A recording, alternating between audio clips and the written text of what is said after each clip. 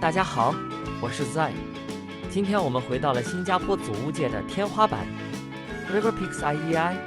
作为全岛首个 PLH 黄金地段祖屋项目，它的一举一动都牵动着47层的高度，10年的 MOB， 这不仅是家，更是 Roker 区未来的新地标。今天我带大家深入工地内部，看看这颗城市心脏跳动的如何。目前进展最快的几栋塔楼已经稳步跨过了30层大关。如果你站在这 Long Bazaar 路上仰望，这种压迫感和宏伟感是非常震撼的。这里施工最大的难点在于地处狭窄的市中心，相比于郊区广阔的工地，这里的起重机调度就像是在跳交响乐。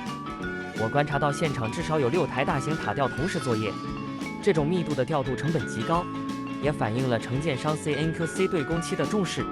很多业主问我，那些蓝色的网是什么？这在建筑学上叫防坠网或抹灰保护层。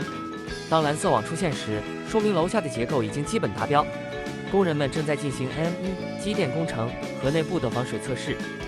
这意味着，当你看到顶层还在盖楼时，第一层的心脏和血管已经在铺设了。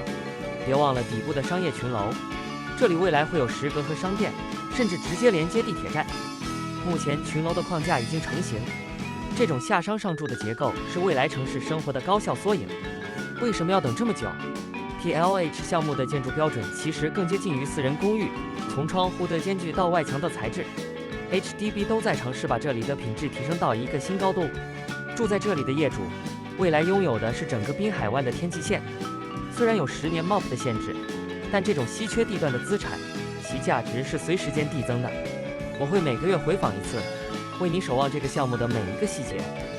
如果你是 River Peaks 的业主，或者你正打算申请附近的 BO， 别忘了订阅我的频道并加入我们的业主群。